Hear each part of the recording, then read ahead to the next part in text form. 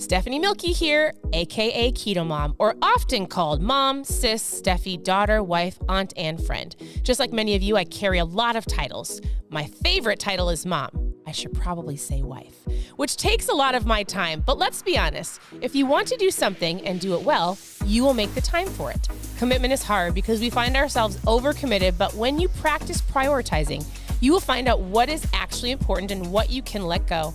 With the KetoMOM podcast, you will learn together how to manage our time, commit to the most important things in life, and I will equip you with the tools you need to feel qualified each step of the way. My name is Stephanie Milky, and welcome to the KetoMOM Secrets podcast. All right, welcome to the KetoMOM page. My name is Stephanie. We're going to talk about a conversation around kids and carrots and ranch. Actually, it has nothing really to do with carrots and ranch, but this post that I made about kids eating carrots and ranch really dove into a great conversation of a lot of comments. Some of the comments that I had to delete about kids and dieting and food and kids. And I thought, you know what?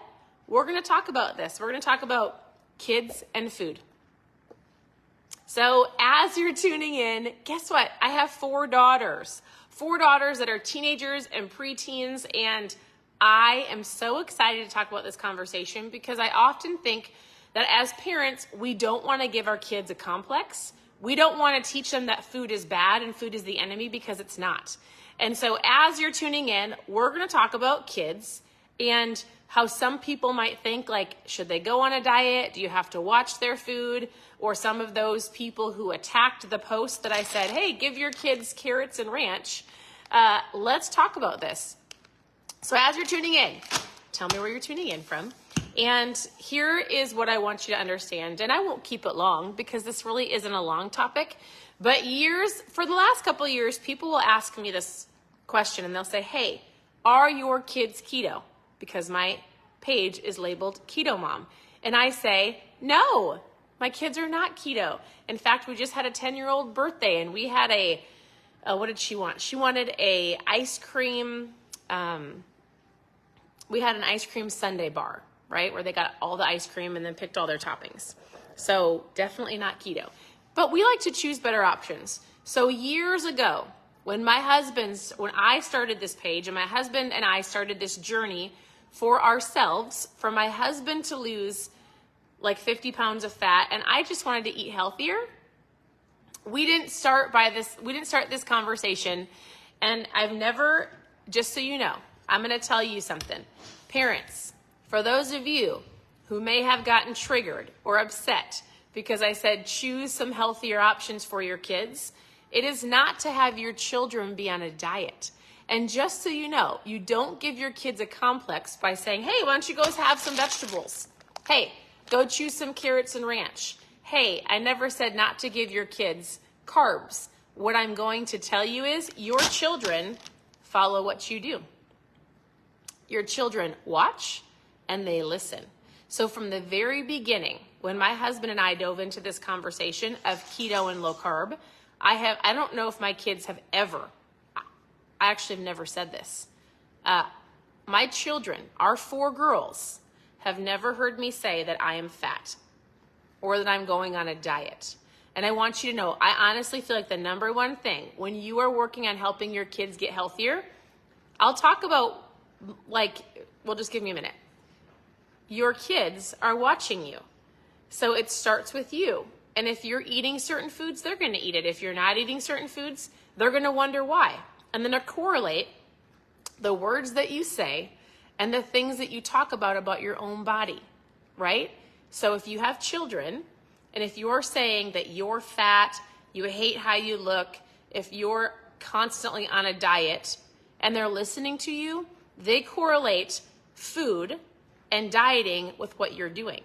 They correlate certain foods with being overweight. They correlate certain foods with oh, mom eats that, dad eats that.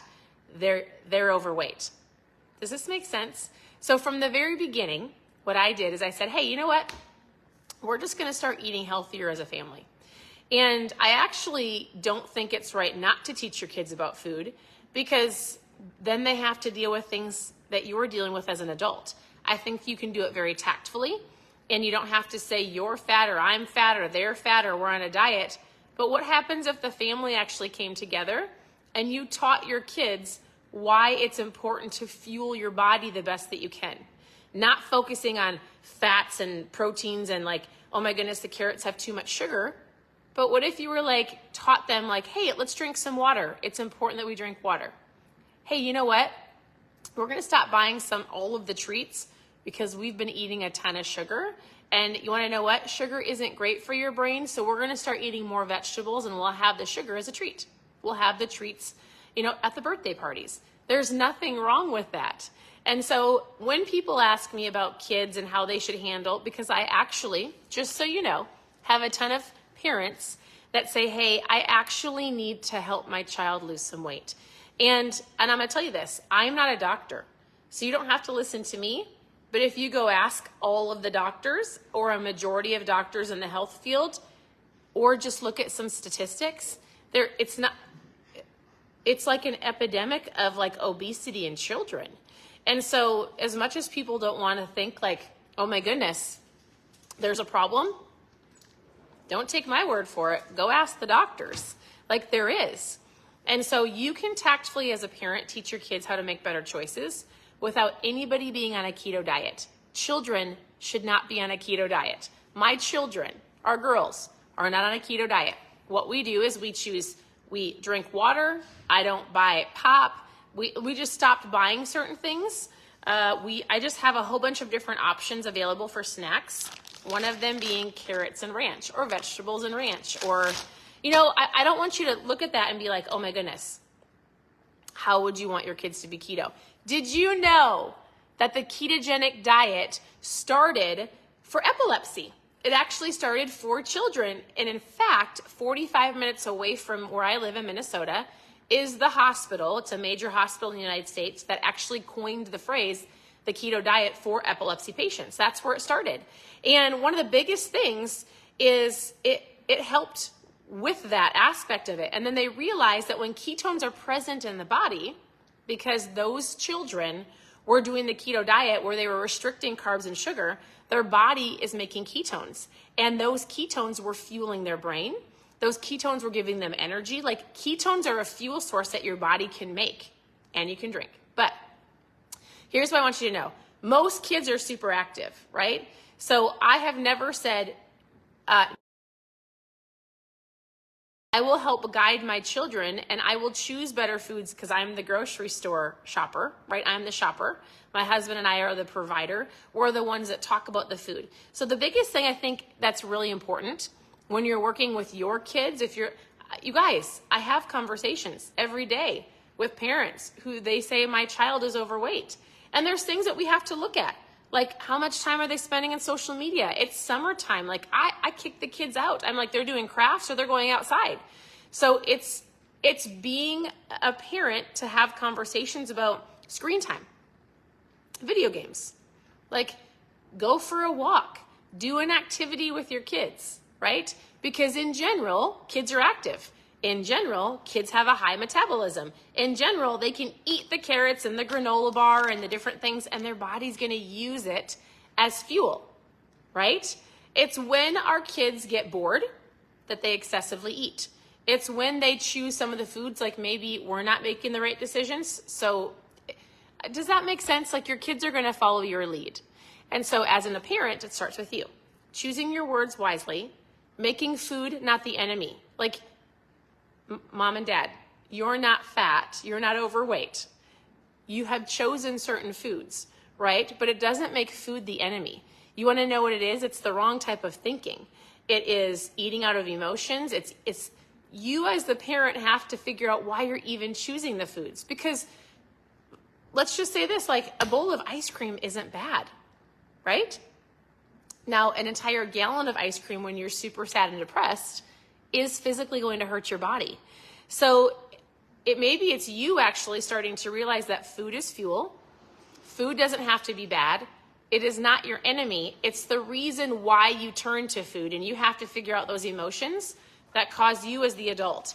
And remembering that if you see certain posts about helping kids get healthier for whatever reason that it triggered you, realize that most people aren't telling you to put your kids on a diet. They're helping you go, hey, guess what? As a parent, I'm responsible for helping teach my children how to make better choices, how to drink water, how to move their body, how to realize when they're hungry and when they're not bored, because there's a lot of kids that are home for the summer. And if they don't have something to do, they probably they're going to go to the video games and the bag of chips, right? So it's helping teach them how to listen to their body as well. That's it. So yes, for those of you who are commenting on the carrot post, kids can have carrots. They can have whatever they want. Most of them move their body a lot. Most of them are running around outside, and that's how we handle it. Like, don't call yourself fat in front of your kids. Don't say you're on the 18th diet and you're so frustrated about how you look. Your words are powerful, mom and dad, and they need to watch you. And if you're choosing foods to get healthier, they might join you. And if you stop buying certain foods, they don't have to eat it because they don't need all of that sugar. Hi, everybody. You're all so sweet. So I just want to come on here and address that because I sometimes look at posts and I'm like, oh, that one got a little feisty. That one got some people angry. Some people had to be removed from my page. You want to know something I talked about today? I talked about on the morning live, if you go listen to it, I talked about controlling your attitude and your EQ and your emotions. And it's funny how people, it's not funny, that's the wrong word.